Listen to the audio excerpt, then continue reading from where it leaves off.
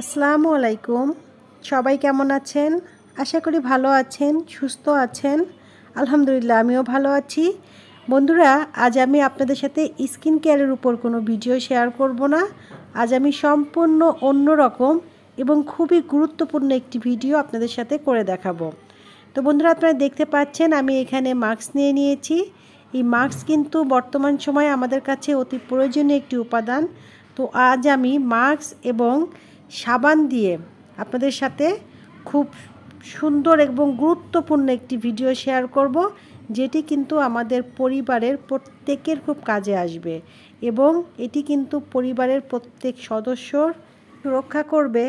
এছাড়াও কিন্তু সংসারের যাবতীয় সুরক্ষা বা যে কোনো স্বাস্থ্য রক্ষার জন্য কিন্তু গৃহিণীরা পর্যাপ্ত পরিমাণে কষ্ট করে থাকে। তো অবশ্যই আমি আজকে যে ভিডিওটি দেখাবো সেটি কিন্তু পরিবারের প্রত্যেক সদস্যরই কাজে আসবে। তো বন্ধুরা, দেখতে পাচ্ছেন আমার একটি সাবান শেষ হয়ে গিয়েছিল, সেখান থেকে আমি কিছুটা টুকরা করে নিয়েছি। আর এখানে আমি নিয়ে নিয়েছি মাস্ক। এই মাস্ক কিন্তু সাধারণত আমরা ফেলে দিই। আমরা যদি মাস্ক ফেলে না দিয়ে এভাবে খুব সুন্দর, প্রয়োজনীয় এবং খুবই গুরুত্বপূর্ণ জিনিস তৈরি করে নিই, তাহলে কিন্তু আমাদের অনেক কাজে লাগবে। তো দেখতে পাচ্ছেন আমি কিন্তু একটি কাঁচির সাহায্যে মাস্কের একটা সাইড কেটে নিচ্ছি। বন্ধুরা, আপনারা কিন্তু আজকের পুরো ভিডিওটাই দেখবেন, কারণ আপনারা যদি পুরো ভিডিওটা না দেখেন তাহলে কিন্তু অনেক কিছুই মিস করে যাবেন। তো দেখতে পাচ্ছেন আমি কিন্তু একটা সাইড কেটে নিয়েছি, আর একটা সাইড কিন্তু আমি কাটিনি। এই সাইডটা কিন্তু ঠিকই থাকবে। আজকে আমি আপনাদের সাথে খুব সুন্দর একটি জিনিস তৈরি করব। এটা যখন তৈরি করে ব্যবহার করা দেখিয়ে দিব, আপনারা কিন্তু দেখলে অবাক হয়ে যাবেন। তো বন্ধুরা, দেখতে পাচ্ছেন যে আমাদের এই মাস্কের ভিতরে কিন্তু 3টা লেয়ার থাকে। প্রথমে কিন্তু পাতলা একটা থাকে, তারপর টিস্যুর মতো, এরপরে একদম শেষে আবার পাতলা একটি আবরণ দেওয়া থাকে। তো বন্ধুরা, আপনারা দেখতে পাচ্ছেন আপনাদেরকে আমি 3টা পার্টই খুব ভালোভাবে দেখিয়ে দিয়েছি। এখন এই যে মাস্ক, এর ভিতরে আমি যে টুকরা করে সাবান রেখেছিলাম সেই সাবান এবং আরও একটি জিনিস দিয়ে দিব। তো বন্ধুরা, এইভাবে কিন্তু আপনারা সাবানকে টুকরা করে নেবেন। আবার অনেক সময় সাবান ব্যবহার করতে করতে শেষ হয়ে যায়, সেই যে সাবানের টুকরাগুলো সেগুলোও কিন্তু আপনারা এখানে ব্যবহার করতে পারবেন। তো আমি এখন এই সাবানের টুকরাগুলোকে এই মাস্কের ভেতর ঢুকিয়ে দিচ্ছি। বন্ধুরা, দেখতে পাচ্ছেন আমি খুব ভালোভাবে ঢুকিয়ে দিয়েছি। এখন আমি আরও একটি জিনিস দিয়ে দিচ্ছি, সেটা হচ্ছে ন্যাপথলিন। এটা কিন্তু আমাদের মোটামুটি সবারই জানা আছে, এটি যে কোনো মুদিখানার দোকানেই কিনতে পাওয়া যায়।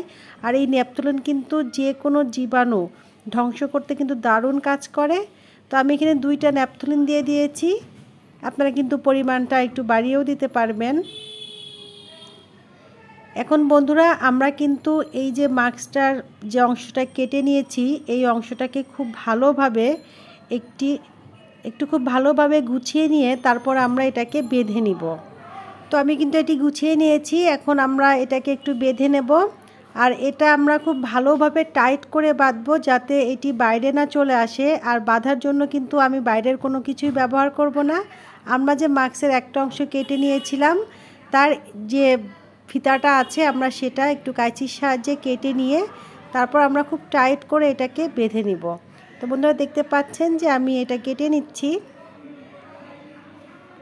তো আমাদের কিন্তু জিনিসটা তৈরি হয়ে যাবে। এরপর আমি আপনাদেরকে দেখিয়ে দিব যে আমরা এটা কিভাবে ব্যবহার করব এবং এই জিনিসটা কিভাবে আমাদের পরিবারের প্রত্যেক সদস্যর স্বাস্থ্যের সুরক্ষা করবে।